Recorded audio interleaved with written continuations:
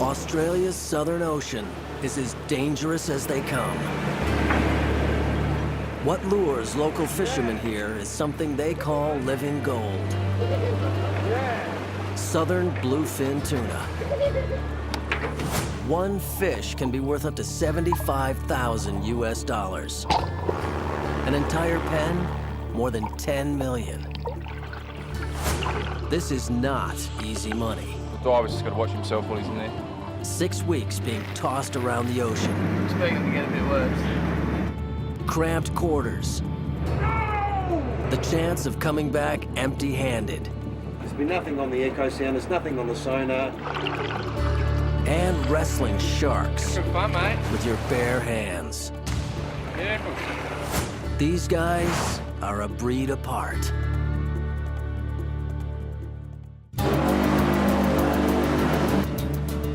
Off the coast of South Australia, tuna fishermen have an emergency on their hands. Tuna caught at sea are kept alive in pens while they're towed back to shore. After they've been fattened up in tuna farms, they're sold to Japan and turned into sushi and sashimi. It's big money. One pen of fish is worth $10 million. But for now, hungry bronze whaler sharks have broken in and have the captive fish in their sights.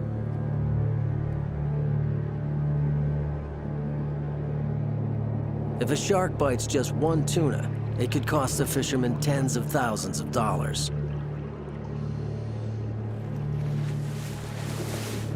The divers will manhandle the sharks out of the pen. Trapped in the net, the sharks are irritable and unpredictable.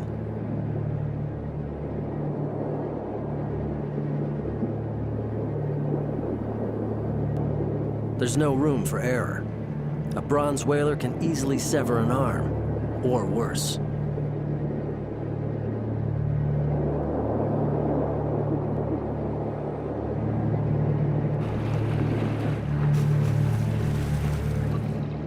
Sharks are usually the attacker. Being the victim confuses them and gives the divers a brief advantage.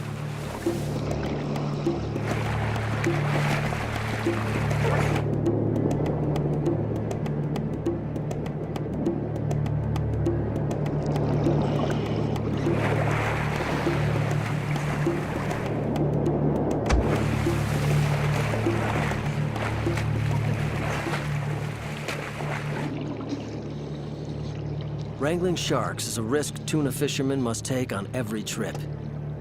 Man against beast. Man won this time.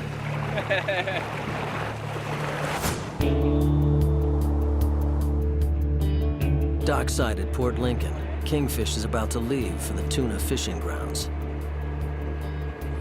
Soon she'll be over 100 miles out to sea in the treacherous Southern Ocean. Kingfish is the towboat.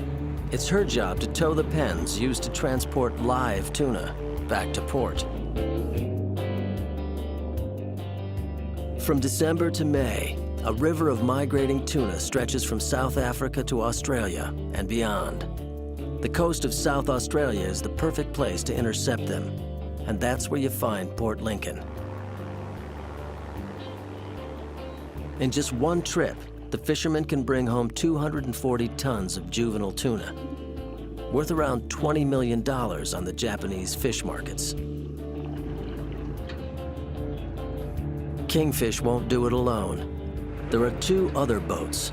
Saxon S is the bait boat. Her hold is full of live sardines. The crew of Saxon finds the tuna and lures them towards the net. The Independence is the catch boat. She nets the fish, and in the middle of the ocean, the tuna are transferred to transport pens. Kingfish, the towboat, must leave port first. The transport pens are big, heavy structures. It will take Kingfish up to 2 weeks to tow them to the fishing grounds. The fishermen go about their work, hardly talking. Their minds are on the dangerous and grueling trip that lies ahead. The most risky job of all is being a diver. Matty, head diver on Kingfish, is saying goodbye. His wife puts on a brave face. She knows it's unlikely anything will go wrong. She also knows men have recently been killed doing Matty's job. Goodbye. But the adventure and the pay are too good to pass up.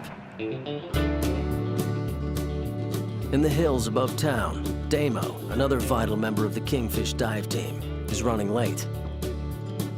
It's saying goodbye to Kobe, an orphan kangaroo that's holding him up. You be a good boy. Then there's Jolie. Miss you? When you're going to sea for 6 weeks, it's not easy to drag yourself away.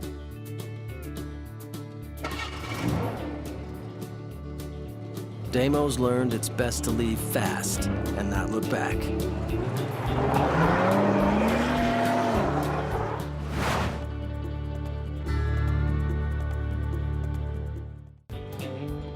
On Kingfish, it's day 1 of at least 40 days at sea. The final countdown has started. For Mark, the skipper, it's a special trip. His first as captain. He's nervous. Matty, as head diver, is now on board. But there's been no message from Damo. Mark tries desperately to contact him.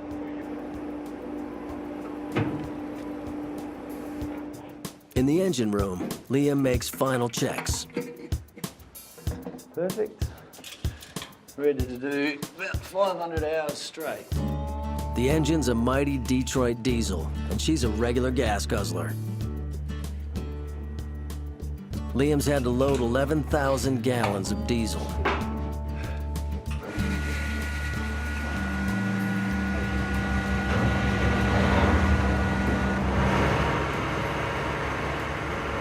Until Kingfish gets back to port, the guys must live with that roar 24/7. At the very last minute, Damo finally turns up. His nickname is Blister. Ah, you finally made it. Damo arrives when all the work is done. The accommodation on Kingfish is as basic as it gets. 8 bunks are crammed in a tiny cabin in the bow of the boat. There's just enough room for a television and DVD player, the guy's only entertainment.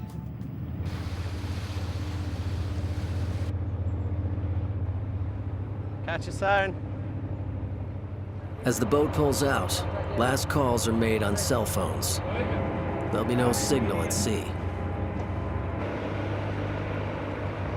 Only one thing's for sure. The tuna wranglers won't be back until they bring the tuna home.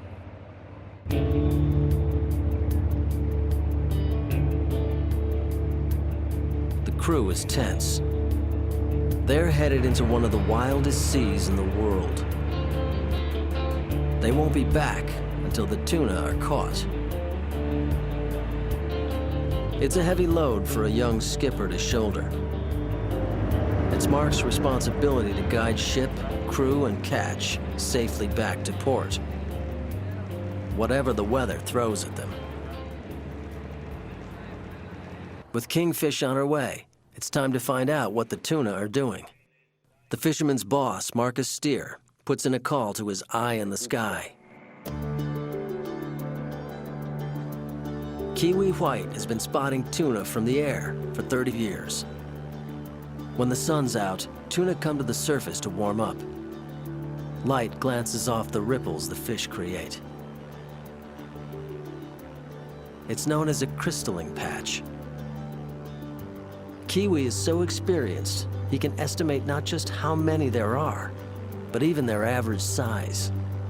You can see a few on the top, but not many. It's more like a colour and a little bit of a flattening, but I see a few who've been rolling and shining 15, 20 tonne there, maybe a bit more, I don't know. It depends on how deep they go down. It's a good start. Kingfish won't arrive at the fishing grounds for at least 2 weeks, but the first tuna are already passing through. Tuna fishing has made Port Lincoln rich. There are more millionaires per block than anywhere else in Australia. Down on the waterfront, luxury condos look out on million-dollar yachts. There's money to be made around here, and lots of it. This man has made more than most. Hagen Stier arrived 40 years ago from Germany. Today, he's one of the richest men in Australia, and all from catching bluefin tuna. I had a job here in Port Lincoln, and after a few days, some people came up and said, "Oh, you want to go tuna fishing?" Tuna fishing started in Port Lincoln in the 1950s. The only qualification needed was a strong pair of arms. Poling, that's the old days. They still go poling with hooks. And I was fairly big, and I could pull tuna in. I think the first year we caught 150, 160 tons. Tuna farming has revolutionized the industry. Today, Port Lincoln fishermen catch over 4,500 tons of tuna each year, around 100,000 fish. Hagen's son, Marcus, now runs an empire worth over $60 million. Port Lincoln owns 98% of all the tuna quota allocation in Australia, and that's some 4,500 tonnes of southern bluefin tuna. So the tuna fishing business is driving Port Lincoln's economy. With big money on the table, tuna fishing has gone corporate. But it's still a tough life for the guys who get their hands dirty. The Kingfish dive team is already in action. Roger, diver, 1, 2, 3. 1, 2, 3. Before they leave the bay, they must attach tuna transport pens to the boat in shark-infested waters. Port Lincoln Bay is known as the Great White Shark Capital of the world. Damo prepares a primitive shark gun, known as a powerhead. These are normal shotgun cartridges. Put the cartridge inside here, and detonation is basically by hitting that on the shark's head. The gun must be 100% reliable. To keep the cartridge dry, the guys use something else made for reliability: a condom. The problem for divers is they often don't see a great white before it hits them. The shark mounts a surprise attack from below. If the first bite doesn't kill, there's a good chance the victim will die from massive trauma or blood loss. On the bridge of Kingfish, Mark keeps a close eye on his screens. He's reached the edge of the bay and is navigating through the tuna farms. This is where tuna are fattened up after they're brought in from the ocean. It wasn't always done like this. In the early days, tuna were caught with poles. Almost anything shiny, even a hook, looks like a small fish to a tuna. They gobble it down. Tuna are always hungry. Unlike most fish, they can't pump water over their gills to provide oxygen. To keep the water flow going, they must constantly swim. If you never rest, you need to eat a lot. A voracious appetite is the tuna's undoing. The fishermen even developed automatic poles. A tug on the hook triggered a powerful spring, even if it did need a bit of help.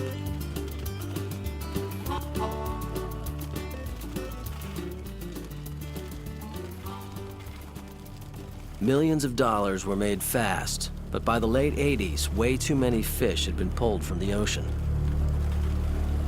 Strict fish quotas were established to limit the number caught. If you're catching less fish, you need them to fetch top dollar. That's when the locals came up with the idea of catching young tuna and fattening them up in fish farms. The tuna are harvested by hand to avoid any bruising.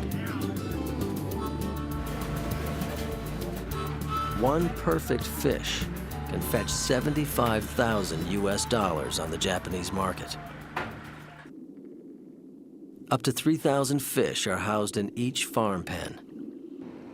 If kingfish hit one, it could write off millions of dollars worth of stock.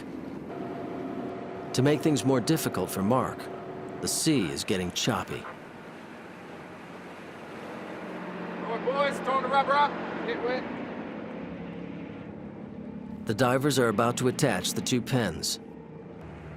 Choppy water means poor visibility, a problem with sharks around. Oh, there's always a few nerves diving on the outside when the visibility's not that good. There's always a worry, but yeah, you get used to it. At 120 feet across, the transport pens are much bigger than the farm pens. Each one can hold 11,000 live fish. It's a robust structure built to withstand storm-force conditions. The outer ring is made from 36-foot lengths of high-density polyethylene tubing filled with polyurethane foam. It's the tubing normally used for sewer pipes or gas distribution, where durability is a must. The divers must first adjust the ballast weights that keep the pen steady. While Maddie works, another diver keeps watch, shark gun at the ready. A great white has come in to investigate, but it's not coming in close. That's the good news. Any diver will tell you, it's the sharks you don't see that are the dangerous ones. Once the weights are in place, a series of ropes are attached to the front of the two pens that will eventually be joined to one massive tow rope. Robbie Staunton, manager, has sped out to join the team. Okay, so what we're doing here is just coming in to retrieve the 10 towing bridles. Once I've got all 10, we'll feed the tow rope through and we're right to go. When you're pulling millions of dollars worth of fish, you need to be 100% sure your tow rope doesn't snap. No chance with this monster. It's 6 inches thick and made of 8-plat polypropylene, one of the world's most rugged plastics. There's over 1,300 feet to be played out. The length avoids any stress on the boat or the pens in stormy weather.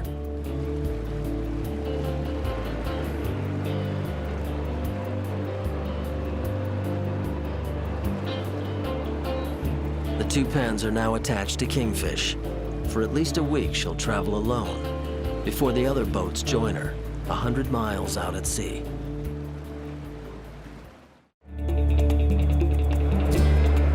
After 3 days, Kingfish has traveled only 75 miles. The pens that will transport live tuna back to the port are a heavy load, and she can motor only at 2 knots. From Port Lincoln, she makes her way along the Australian coast. Then she heads northwest to a point 115 miles from shore. Kingfish is still 6 to 12 days from the fishing grounds, depending on currents and weather. With the boat underway, the decks are empty. Most of the crew are doing what they do best when they're not fishing. They're sleeping. It's hibernation time. There's nothing on the way out. Get your sleep while you can. I'm gonna at least get the 22 hours. They call me the Kodiak Bear. Hibernate for 9 months of the year. Space is limited, and there are no spare bunks. The film crew has its own boat, the 80-foot yacht Evoe, will shadow kingfish every step of the way. As the boats head further out to sea, the infamous swell of the Southern Ocean starts to hit them. Southeast to northeast. On the bridge of Kingfish, Mark is listening to bad news. Southwest wind increasing to 30 to 40 knots south of Elliston during the afternoon. Seas rising to 2.5 to 3.5 metres, but reaching 3 to 5 metres south of Elliston. Severe storm warnings are in place, and Kingfish is heading for the worst of it. With the pens now in tow, Mark can't move fast enough to head for shelter. They'll have to brave it out. The Southern Ocean is notorious for rapid weather changes.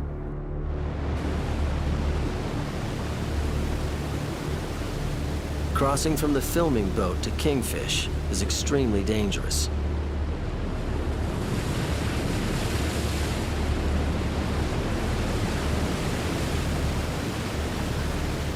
It's all too easy to trap a hand or foot between the pitching boats.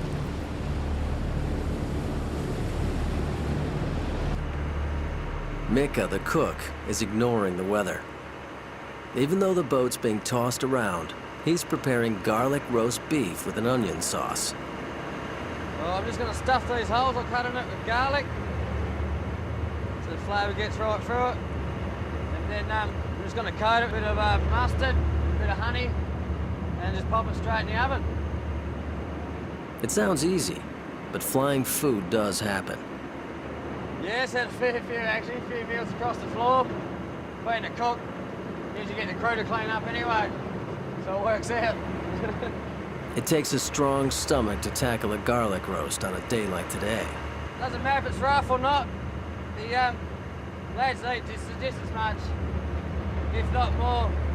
Yeah, mate, nothing stops them from eating. It's amazing how much they can eat.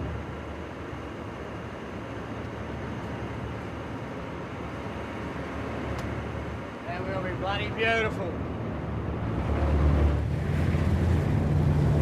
As the day goes on, the weather gets worse and worse.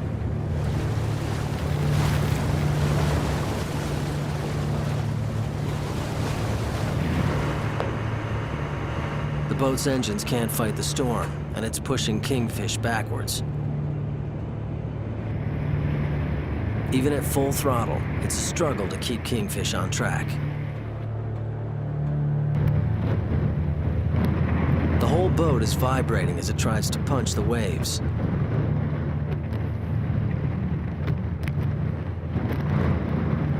Most of the crew do the sensible thing. They get horizontal. Only Liam, the engineer, is out on deck. Oh, this is only 30 knots. Gale warning was 40 knots, so I'm expecting to get a bit worse.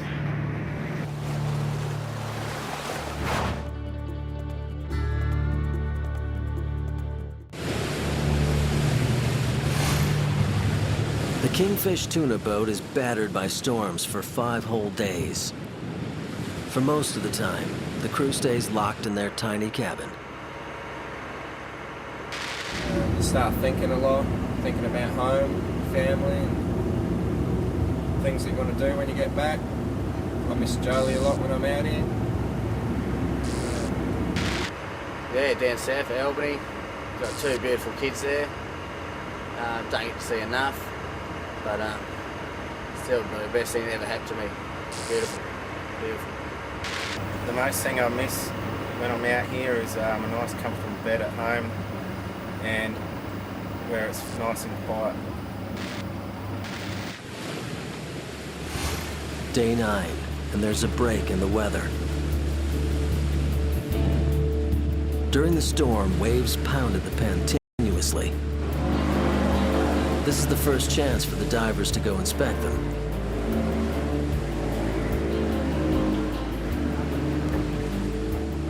A radar reflector has been knocked into the sea. Without it, other ships can't spot the pen on their navigation screens, day or night. Massive container ships plow continuously across the Southern Ocean. It could have been disastrous. A container ship could easily have plowed into the pens.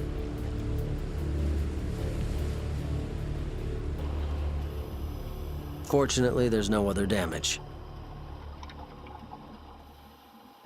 Maddie radios Mark to give him the all clear to speed up. K1, dive to me. Got me, Mark.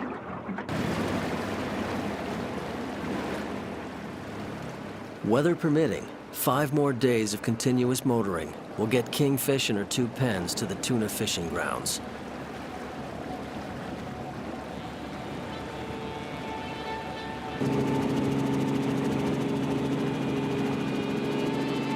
Back in Port Lincoln, Kingfish's sister ship, Saxon S, is about to set off and catch up.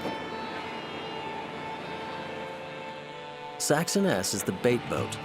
It's her job to transport live bait to the tuna fishing grounds. Her engine is a Detroit 499.6, a monster. It needs to be. The boat's hold is an aquarium. It's full of sardines, or pilchards, as they're known in Australia. Tuna will sometimes ignore frozen bait, but live sardines are irresistible. On the dock, it's time for a last hug.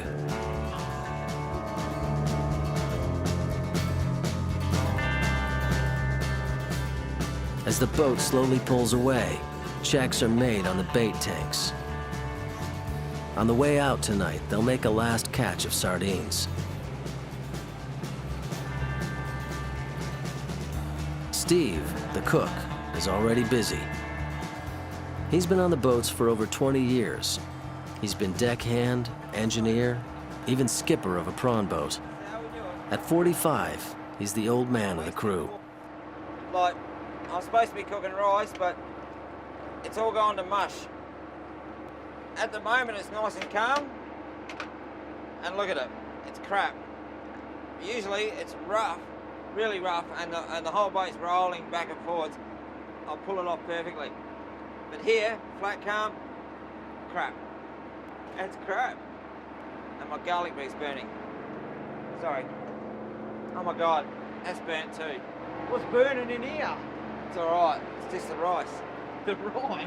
Don't worry, it's all right, it's only the rice. Gourmet Swiss chicken and burnt garlic bread. It's the worst rice I've ever seen. And you burnt the garlic bread. I'm sorry. We'll let you off this time.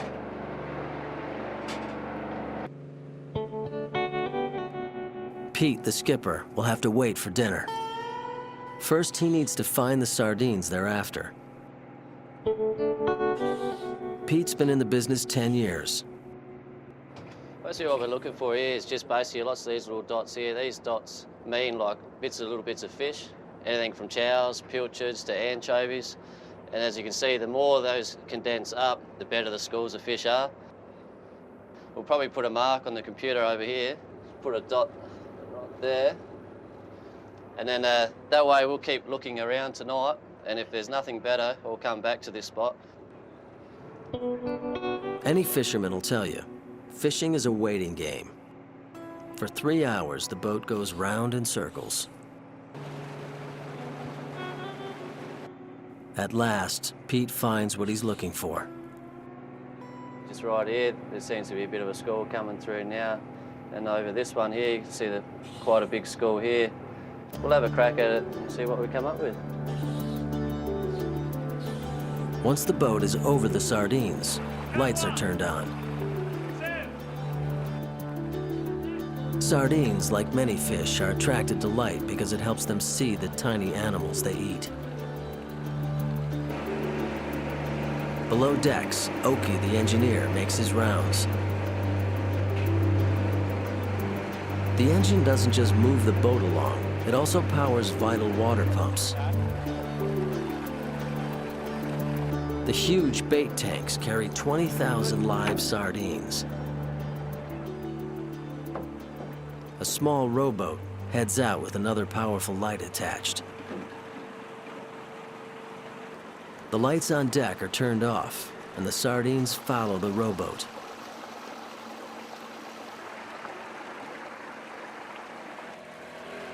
Another boat sets off to drop a net around both rowboat and catch.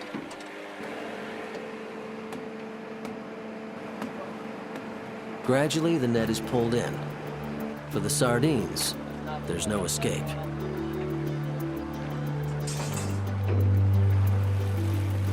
For up to 6 weeks, these holds will be their home.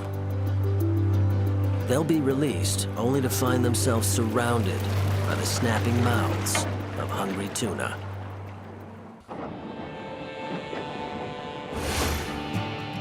Day 11, and the tuna boat Kingfish is still towing transport pens to the fishing grounds. Saxon S, the bait boat, is 4 days away from meeting up with her. Marcus Steer, managing director of the Steer Fishing Group, has motored out to join the boat. He's a hands-on boss and still enjoys a shift on the bridge. He's also one of the best tuna spotters around. Spotting fish, there's a real art to it. It can't be taught overnight, and it takes years of experience to be able to look into the water and be able to determine what size the patch is, how big the fish are, how small the fish are.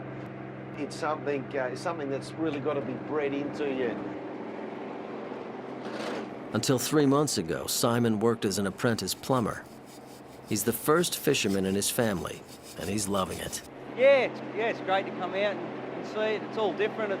It's exciting, and yeah, you don't know what's around the corner. So. 13 long days after Kingfish left Port Lincoln, Saxon S appears on her port side. K1, you give me on this one, Mark.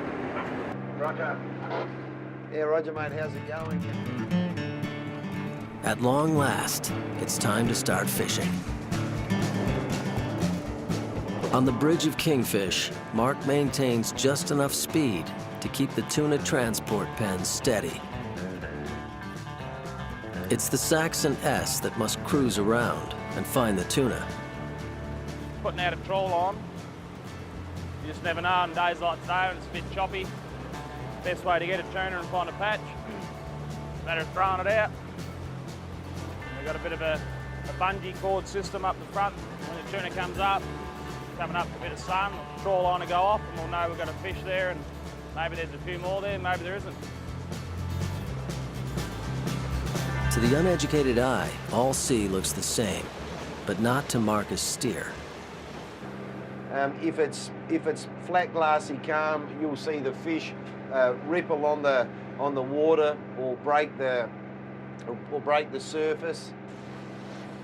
Normally, I'll be up in the crow's nest looking for the ripplers or looking for the patches, looking for the shines. On this shift, Pete, the skipper's in the crow's nest. He's got a lot more chance of spotting fish than someone on deck. Marcus also calls in his eye in the sky.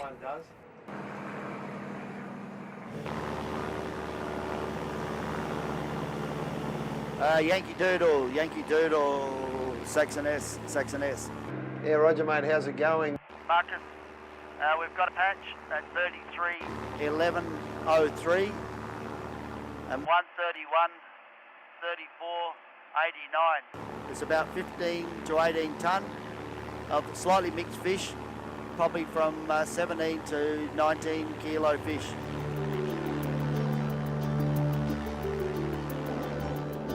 Tuna travel a third of the way around the world on their migration route. To keep their energy levels up, they need to eat a lot and process it rapidly.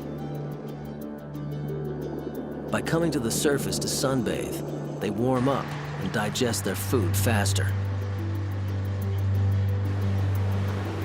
Saxon S is now directly over the patch of fish. Flick a scoop towards the stern. The crew starts throwing a mixture of live and dead bait. Yeah, we've got fish that are flighty. Sometimes they'll just disappear for no good reason, and if you haven't got live bait to keep them interested. It's very hard to get them to come back up. We use a dead bait just to keep them going. You holding on to them all right, Pete? Yeah, following well. Looks good. Time to take a sample.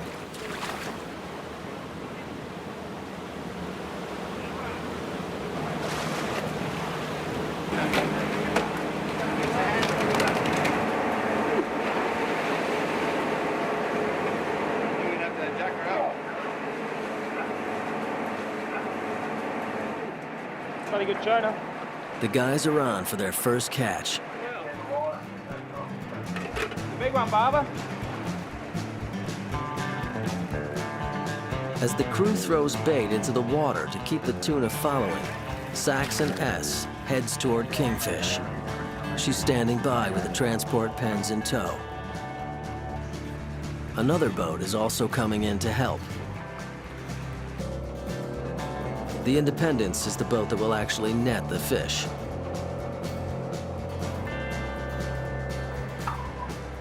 Independence, Saxon S, your statements on. Roger, Roger, Marcus. Any good news for me? Yeah, Roger. Joe, the fish don't look Too bad, probably, I don't know, 300, 400, 500 fish maybe. Okay, boys, come on. Let's go, stand by. The Independence will run a massive wall of net around both Saxon S and the shoal of tuna. The bottom of the net is then pulled shut while Saxon S leaves through a gate at the surface. The fish are then transferred to the transport pen being towed by Kingfish.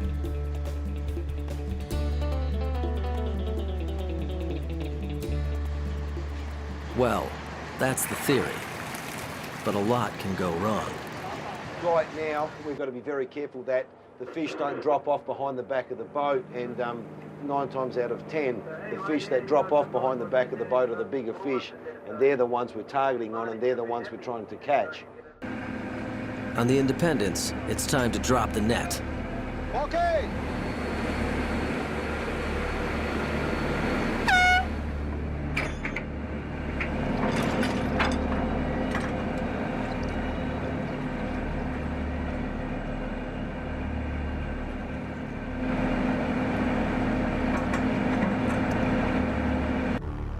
So far, so good. But at any minute, the tuna could be spooked and swim off. Yeah, let's hope we get this shot in, because we've got to this stage before and lost them all. We just hope it hasn't all been for nothing at this stage. We just hope we're going to pull it off.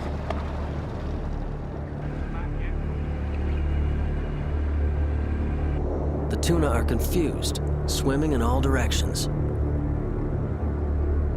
The faster the net is dropped, the less chance the fish will escape.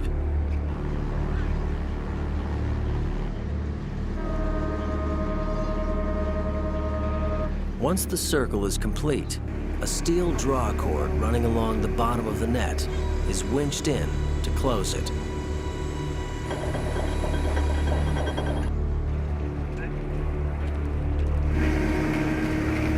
On your boys. Powerful outboards set off to keep the net taut at the surface.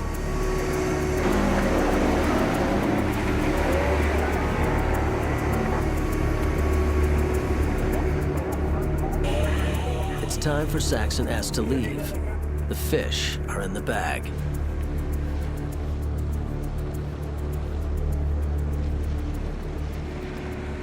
Gradually, the net is winched in, so the tuna are forced into a small area.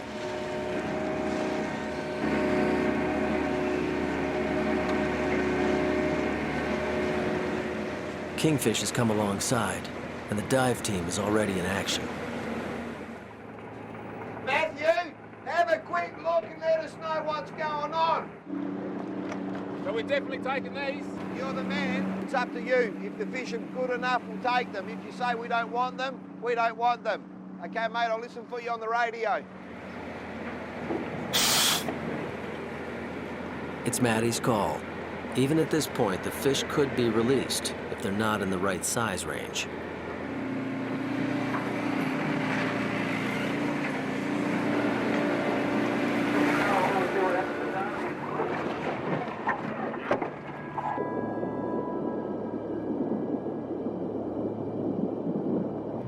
what's it look like down there, mate? How many fish have we got?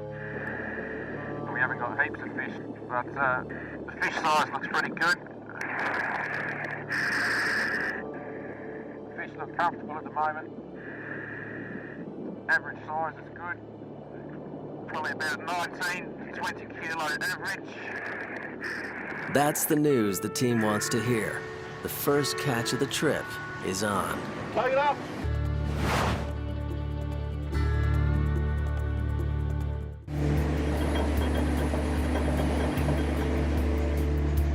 Kingfish is towed in a transport pen.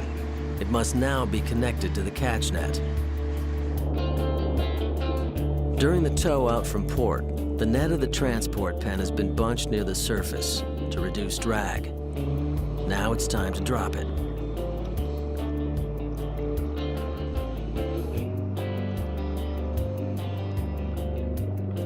Both nets have gates. These are now opened. Filming the fish transfer provides a lasting record of the exact number taken.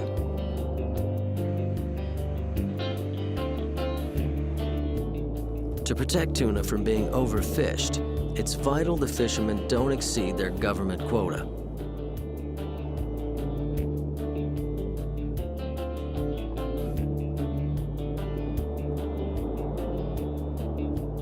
The tuna behave just like sheep. Once one swims into the pen, the rest follow.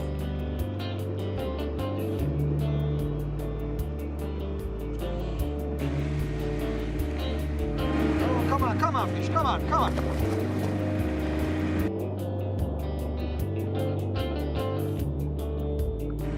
Oh, you beauty! Just a couple of them here. The last fish go through, but the catch isn't nearly enough to send everyone back to port. I'm going upstairs. I'm going to find some more. It's a perfect day for more fishing, but not for long. In less than an hour, the weather does a U-turn. Marcus has no chance of spotting tuna. On Kingfish, the divers sit on their beds, watching a video of the first catch and counting fish. 640. 640, yeah. 670. Their tuna quota is 240 tons. They've caught only 60. There's still a long way to go.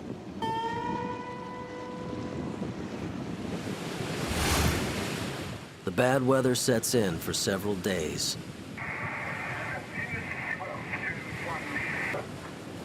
Marcus has a tough decision to make.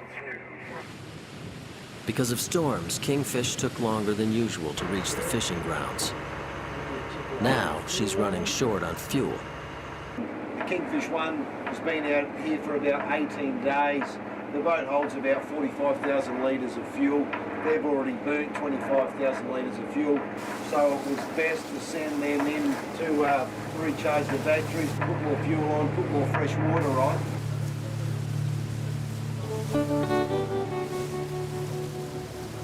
With Kingfish gone, Saxon S must tow the transport pens. Even if the weather improves, there'll be no fishing until Kingfish returns. Time is money. Each day at sea cost literally tens of thousands of dollars. Things couldn't look worse for the tuna wranglers.